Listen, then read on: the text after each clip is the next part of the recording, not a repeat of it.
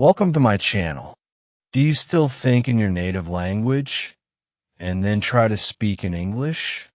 What if I told you that this one habit is the biggest reason your English sounds slow and unnatural? I used to do the same. I would think in my language, then try to find the English words and then speak. It felt slow. It felt hard. I made many mistakes, but something changed. Today I'll show you how to stop translating and start speaking naturally with real tricks that actually work. These tricks help me speak English without fear, without delay, and without confusion. They can help you to stay with me. This could change everything. Chapter 1. My problem with translating every word. When I started learning English, I had one big habit. I translated everything in my head, word by word, sentence by sentence. I would hear a question in English, but my brain did not answer in English. First, I thought in my native language. Then I tried to find the English words. Then I tried to speak. But by the time I opened my mouth, it was already too late. The moment was gone. People were waiting for me to speak, and I felt stuck. I was silent or I said something wrong. Sometimes I just smiled and nodded, even when I didn't understand. This happened all the time at school, in shops, at home, even on the internet. I saw English and I panicked. I wanted to reply. I wanted to talk, but I could not speak naturally. My English was slow. My English was broken. My English was not me. And I knew why. It was because I was trying to translate everything in my head. I remember one moment clearly. I was at a family dinner. My cousin had returned from abroad. He spoke perfect English. He asked me a simple question. What do you like to do in your free time? I knew the answer in my language. I wanted to say I like reading books and watching movies, but I couldn't say it. I tried to translate every word. I like book. I see film. My voice shook. My sentence was wrong. Everyone laughed. Not to hurt me, but I felt small. I felt like a failure. That night I cried. I looked at myself in the mirror. I said, why can't I speak? I know the words. I know the grammar. I study every day. But when it's time to talk, I freeze. I realized something. The problem was not my memory. The problem was not my brain. The problem was translation. I thought translation was helping me, but it was actually blocking me. It made me slow. It made me unsure. It made me scared. I understood that my brain was doing too much. First it translated, then tried to fix the grammar. Then it worried about the sentence. No wonder I couldn't speak well. I was not thinking in English. I was translating in my head. And that was the mistake. After that night, I made a promise to myself. I said, no more translation. I will find a better way. That was the beginning of a big change. A small decision, but a powerful one. I knew it wouldn't be easy. I knew I would still make mistakes, but I was ready to stop depending on my native language. I wanted to speak English directly, naturally, confidently. If you feel this way, if you translate every word and still feel stuck, then I want to tell you you're not alone. I was there. I understand your struggle. I know how it feels. And I also know that you can change it. This is the first step. Understanding the problem, and the problem is not you. The problem is translating every word in your head. In the next chapter, I will tell you why translating doesn't work and why your brain needs a better way to learn English. Stay with me. The change begins here. Chapter 2. Why? Translating doesn't work. When we learn English, most of us begin with translation. It feels like the only way we know our language. So, we try to use it as a bridge. We hear something in English, and our brain runs back to our mother tongue to understand it. Then we search for the English words to say. But this method doesn't help when you want to speak fluently. In fact, it stops you. Let me explain why. Every language has its own structure, its own word order, its own grammar rules. What sounds normal in one language sounds strange in another. For example, in my language we say main separator hun. If I try to translate it directly, it becomes I apple eat. But in English we don't say it like that. We say I eat apple. The words are the same, but the order is different. If I translate directly, the sentence is wrong. This is the biggest problem with translating. Your brain tries to follow the rules of your language while speaking English. It mixes the two, and that creates confusion. You feel nervous. You stop in the middle. You lose confidence. You say, "Why can't I speak properly?" But the truth is, it's not your fault. It's the habit of translation that causes this problem. Sometimes there are words in your language that don't even exist in English, or the meaning changes. For example, we might say something in our language to show respect or to speak formally. But in English, the same sentence becomes too cold or too direct. It changes the feeling. It changes the message. Translation breaks that emotion. The listener feels something else. Not what you meant. That's not all. Some English phrases cannot be translated at all. For example, think about idioms. We say it's raining cats and dogs. If we try to translate this into another language, it will sound funny or nonsense. It's not about animals. It means heavy rain. But if you always translate in your head, you will miss the meaning. You will say something wrong or stay silent because it doesn't make sense. I used to do this every time I wanted to speak. I first created the sentence in my language. Then I translated it in my head. Then I spoke, but it took too long. I always felt behind. People spoke fast. I was still thinking the moment was gone. I missed my chance. I stayed quiet. I felt small. It became clear to me. English is not just new words. It's a new way of thinking.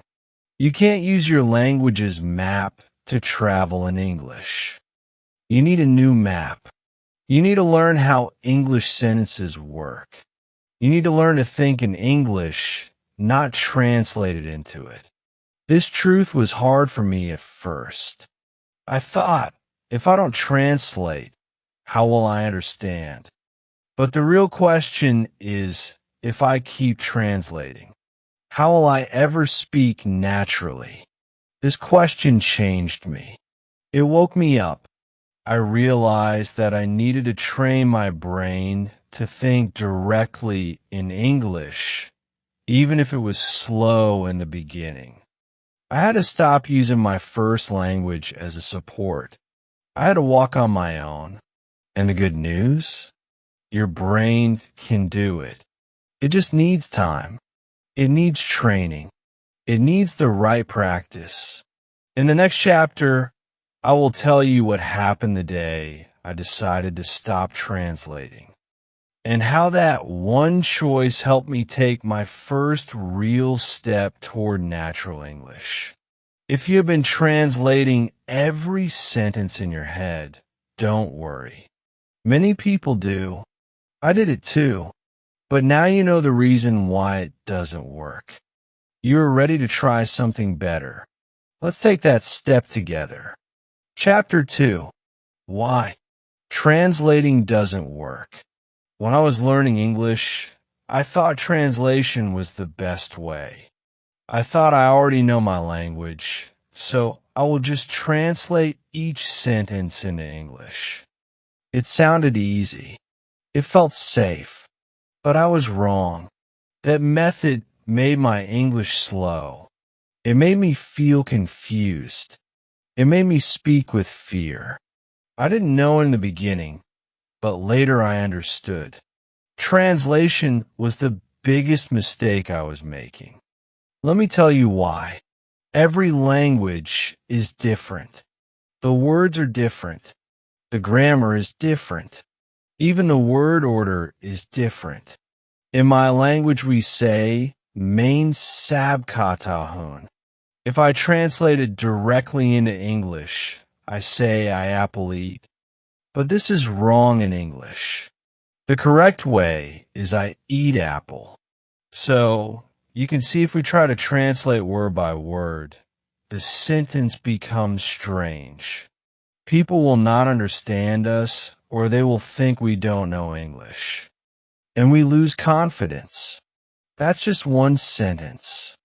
Now, think about long sentences. Think about feelings, emotions, jokes, or idioms. They are even harder to translate. For example, in English people say break the ice. But if I translate it into my language, it means breaking real ice. That makes no sense. But in English, break the ice means to start a conversation in a friendly way. So if we try to translate, we lose the meaning. We lose the real message. We say wrong things. Or we say nothing at all. When we translate, our brain does extra work. It hears English. Then it goes back to our native language. Then it tries to make a sentence. Then it comes back to English. This takes time. It's like walking in a big circle when you can just take one step straight. When we translate, our brain does extra work. It hears English. Then it goes back to our native language. Then it tries to make a sentence. Then it comes back to English.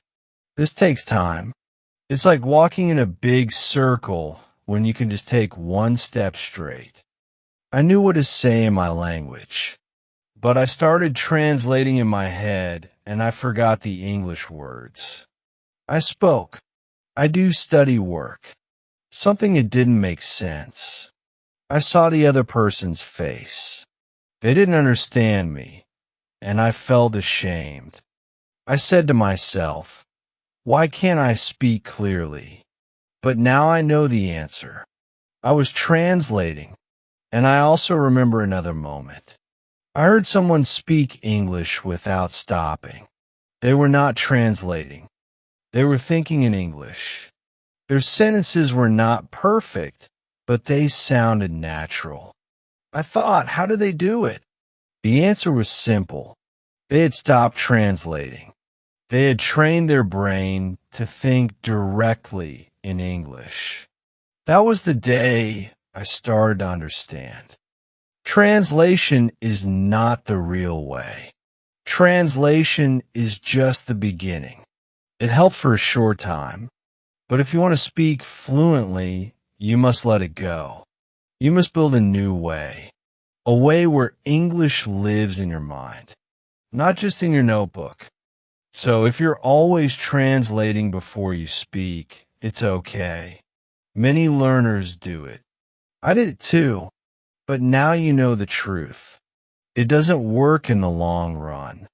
It makes you slow. It makes you nervous. It takes your confidence away. That's why you must take the next step. And don't worry. I will help you. In the next chapter, I will tell you what happened on the day I stopped translating. That day changed everything for me. That day was the beginning of my real English speaking journey. Let's go there together. Chapter 3. The day I stopped translating. I still remember the day. It was quiet outside. The sky was gray. I was sitting at my study table looking at my English book. I had a pen in my hand and a notebook full of words I had translated. I had written meanings in my language for every English word I learned. Page after page, word after word. I thought I was doing the right thing, but I still couldn't speak. I still couldn't think in English. And I felt tired. Tired of translating. Tired of forgetting. Tired of feeling small. When someone spoke English fast that day, something inside me broke. Not in a bad way. In a way that wakes you up. I asked myself, how long will I do this? How long will I be afraid to speak? How long will I need translation to survive in English? My heart fell heavy. My eyes were wet. I had tried so hard. I had studied so much. But still, I couldn't express my own thoughts. Suddenly, I closed the book. I looked at the words and I said, no more. I knew something had to change. I couldn't keep doing the same thing and expect something new to happen. So, I made a decision. A real one. I said, from today, I will stop translating in my head. I will learn English in a new way. I will think in English even if I make mistakes. It was scary. I won't lie. It felt like leaving something safe. Translation was like a crutch. It helped me walk when I couldn't stand on my own. And now I was throwing it away. I was afraid, what if I couldn't speak at all? What if I forgot everything? But deep down, something stronger was growing hope. A little voice said, try. Just try. You have nothing to lose. So I did. That day I chose to speak to myself only in English. Simple words, small sentences. I said I am hungry. I will eat now. This is a spoon. This is a chair. I didn't think in my language. I didn't translate. I only used what I already knew in English. And something amazing happened. I felt free. I felt light. I felt like my mind had space to breathe. It wasn't perfect. I still forgot words. I still got stuck. But it was real. It was mine. And I wasn't afraid anymore. I was learning in a natural way. The way a child learns their first language slowly, with mistakes, but with honesty. That night, I went to bed and smiled. For the first time, I had spoken English without using my native language. Not in a big conversation, not in front of people, just with myself. But it was a start and it meant everything to me. From that day, I made it a rule. No more translation in my head. I would try to think in English as much as I could. When I saw something, I said the word in English.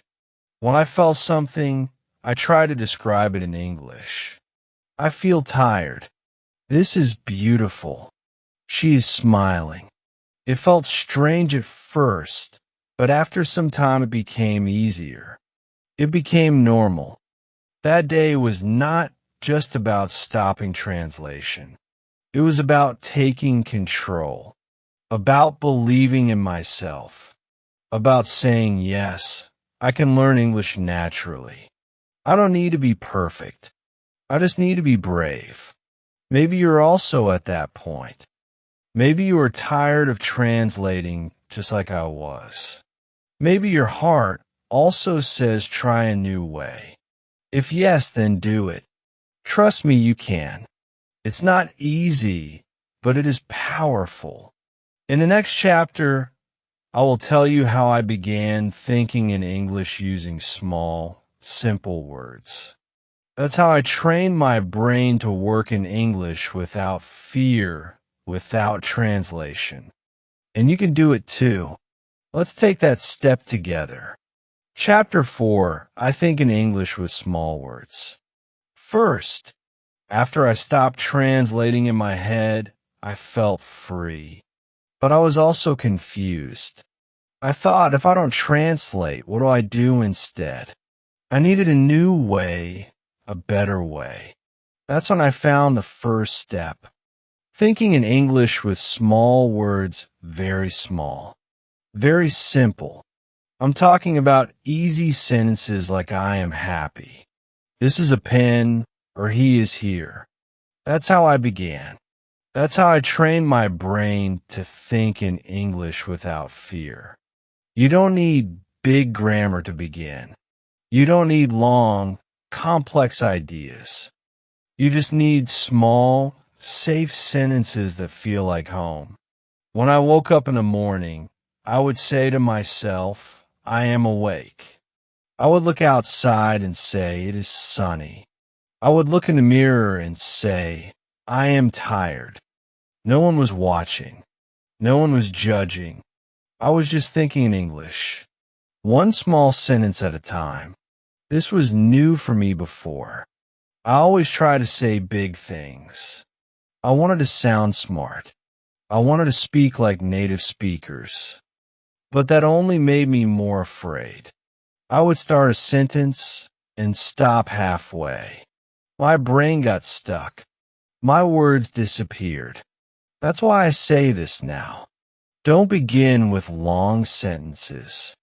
That's the wrong way. It looks powerful, but makes your journey slow. It takes away your confidence. It brings back the habit of translation. And we don't want that. So here's what to do. Start simple. Use what you know. Say small things in English to yourself every day. This is my phone. The tea is hot. I am busy. She is kind. These are not just sentences. These are thoughts. And every thought is a little seed. When you plant many seeds, they grow. That's how fluency begins. Here's one trick I used and helped me a lot. I looked around me and named things in English. If I saw a chair, I said chair. If I saw a clock, I said clock. If I saw my shoes, I said these are shoes. It was simple, but it worked. My brain started using English without asking for translation. It became a game for me. Every time I saw something, I said the word in English. You could try this to look around right now. What do you see? A wall, a window, a light. Just say the name in English. Then try to make a tiny sentence. This is a wall. The window is open. The light is on. That's it. Don't try to say something deep or clever. Not yet. Just practice short, clear thoughts. You can also use your feelings when you feel something. Try to say it in English. I am cold. I feel sleepy. I am hungry. These feelings are part of daily life. And when you use English to express them, your brain starts to think naturally in English. You stop running to your native language. You stop translating. Sometimes I would even speak to myself while walking softly just to practice. I'm going to the market. I see a dog. There are many people here. It felt strange in the beginning, but after a few days it felt normal, and after a few weeks I could think in English without effort. It became my habit. Thinking in English is not about grammar tests or big words. It's about building small moments every day. These moments become your new language path. You don't even realize how strong you are becoming. But slowly your brain, starts to live in English. And here's something important. Don't wait for the perfect time. There is no perfect time. The best time is now. Right now, this moment. You can start with one word, one sentence, one thought. That's all it takes. In the next chapter, I'll tell you how I started speaking before I felt ready. Because the truth is, you'll never feel 100% ready. And that's okay. Fluency comes when you step forward, even when you feel nervous. Let me share how I did it and how you can. Chapter 5, Speak Before You're Ready. I want to tell you something important today. Something that changed my life. You don't need to be ready to start speaking English. You don't need to wait. You don't need to be perfect. If you wait until you're ready, you may wait forever. I know this because I waited too long. I kept thinking I need more words first. I need better grammar. I will speak when I'm perfect. But that day never came. I was learning, but I wasn't speaking. And that was the biggest problem. Then one day I said something in English. It was short. It was broken. It had mistaken, but it was real. I said I go shop now. A small sentence, wrong grammar. But I said it. And do you know what happened? The person understood me. They smiled. They answered. They didn't laugh. They didn't judge. That moment gave me courage. That was the day I stopped waiting to be perfect. In the beginning, I made many mistakes. Sometimes I said, he go to school instead of he goes to school. Sometimes I forgot the right word. Sometimes I felt embarrassed. But slowly I understood something. Mistakes are not the enemy. Silence is. If you stay silent, you don't grow. But if you speak, even with mistakes, you learn. You become better every time. I remember one day in class. The teacher asked me to explain something in English. My heart was racing. I wanted to hide, but I stood up. I said this is the book we read yesterday. I was shaking. My voice was low. I felt everyone was watching. But do you know what happened next? The teacher said, good try. She helped me fix the sentence. My classmates clapped. I didn't feel stupid. I felt brave. That was the first time I felt proud of my English. Maybe you feel scared too. Maybe you think people will laugh. Maybe someone laughed at you before and it hurt. I know that pain. I felt it too. But let me tell you, the real people, the kind people, they never laugh. They listen. They help. And even if someone does laugh, it says more about them than about you. You are learning. You are trying. And that is something to be proud of. Start with easy sentences. Say them out loud, even when you are alone. This is my phone. I am tired. I want coffee. Speak these words. Don't just think them. Let your mouth practice. Let your voice learn the rhythm of English. Speak in the mirror. Speak to your friend. Speak to your pet. It doesn't matter who hears you. What matters is that you speak. Here are some beginner sentences you can start with. My name is Ollie. I am from United States. This is my bag. I like tea. The weather is hot today. She is my friend. I study English every day. These sentences are simple, but they are powerful. They are your first steps. Say them again and again. Make them a part of you. And soon you will not just say them. You will feel them. You will believe in them. That is how speaking becomes natural. I want to remind you again. Don't wait. Speak now, even if it's just one word. Even if it's not perfect, even if your voice shakes, speak every time you speak. You take one more step, one more victory, one more reason to believe in yourself. In the next chapter, I will share a special trick that helped me stop translating words. A trick that changed how I think and speak. I call it using images, not words. This method made English come alive in my mind. I will show you how to do it too. Let's keep going. You're doing great. Chapter 6, use images, not words. There's one trick that changed the way I learn English. It made everything faster, easier, and more natural.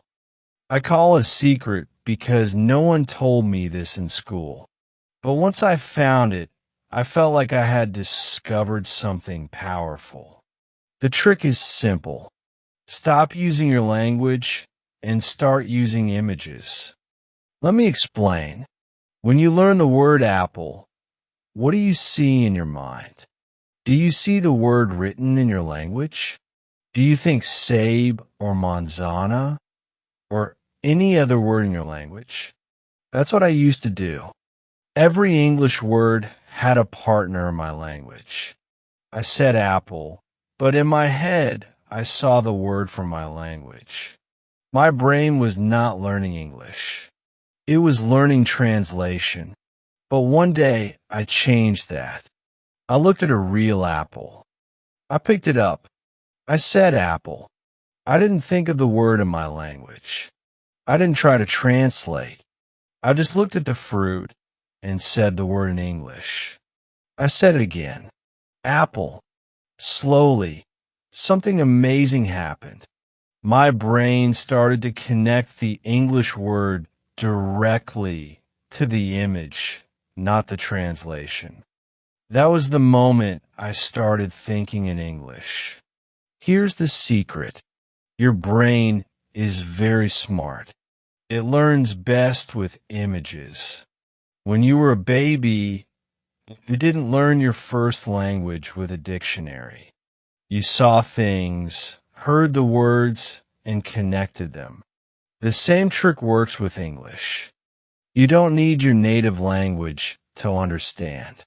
You need pictures in your mind. Try this now. Look around your room.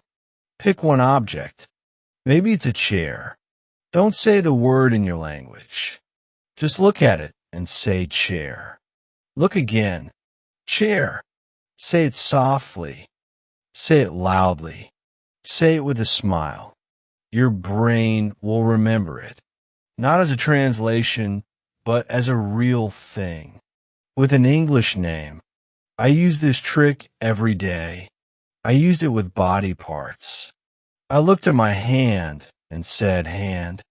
I touched my nose and said nose. I pointed to my eyes and said eyes. I didn't use my native language. I didn't need to.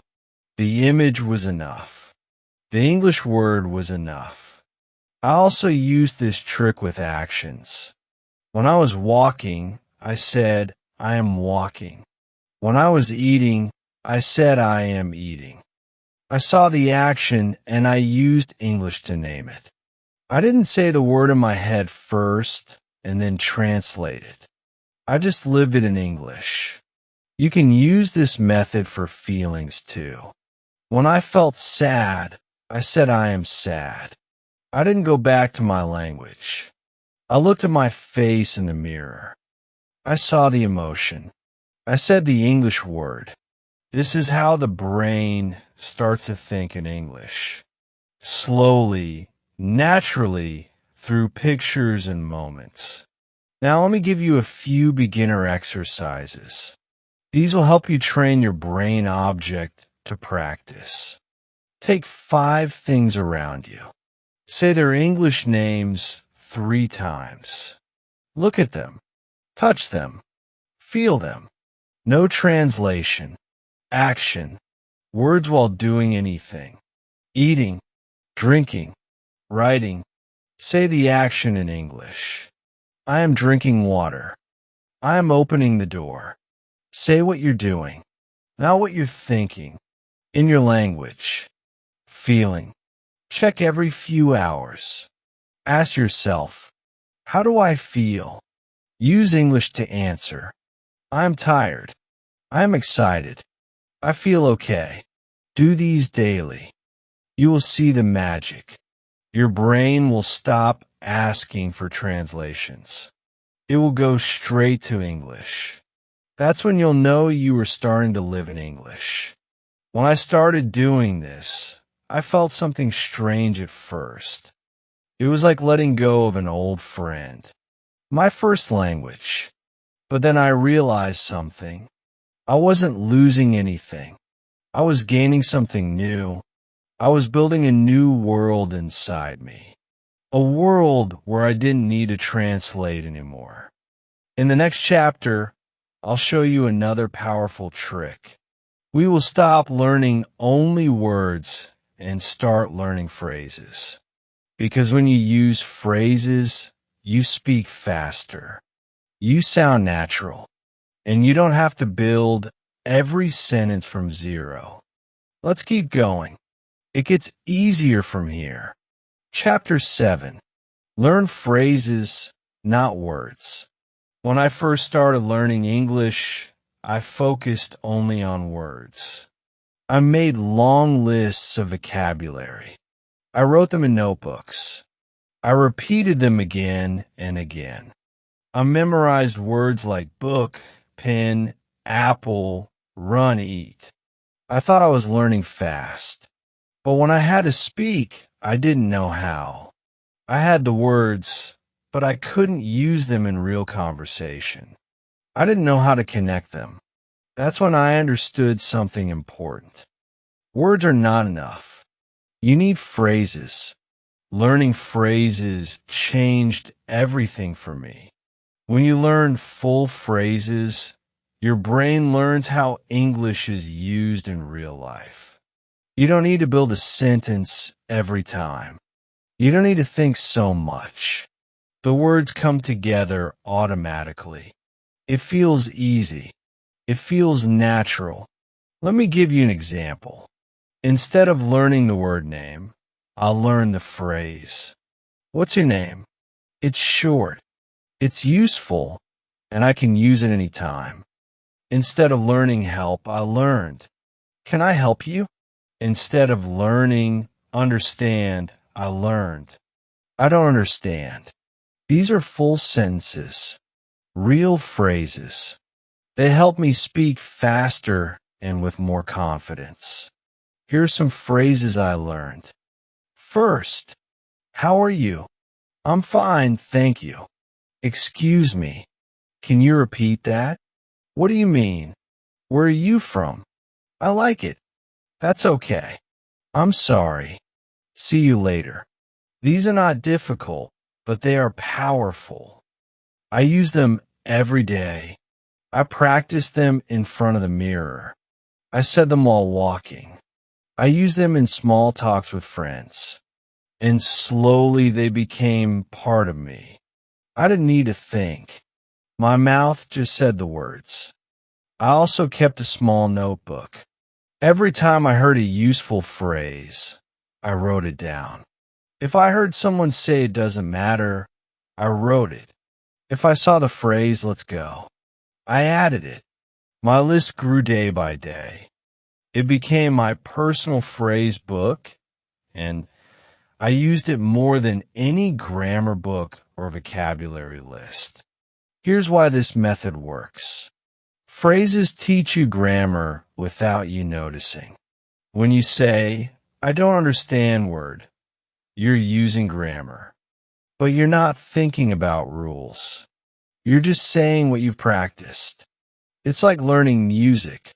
You don't study notes one by one. You learn whole songs. That's how English works. To learn the songs, the phrases. Let me show you a mistake many learners make.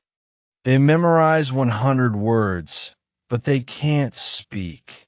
They know go store one eye, but they can't say, I want to go to the store. That's the problem. Words are like puzzle pieces. Phrases are like the full picture. If you only have pieces, you will struggle to build anything. So, from today, don't just learn words. Learn how those words live together. Learn the common phrases. Use them in real life. Write them. Speak them. Repeat them. You don't need hundreds at once. Start with 5 phrases a day. Practice them like songs and use them as much as you can. Here's a little exercise.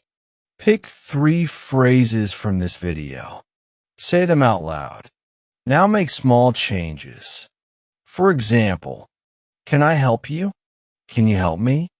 I like it. I don't like it. Where are you from? Where is she from? See how the phrases grow, how they open more doors. This is how we build fluency, not by memorizing words, but by using ready-made phrases in real situations. In the next chapter, I'll tell you about a secret technique called shadowing. This helped me sound more natural when I spoke English. It's a fun and powerful trick, and it works. Even if you're a beginner, get ready. We're almost there.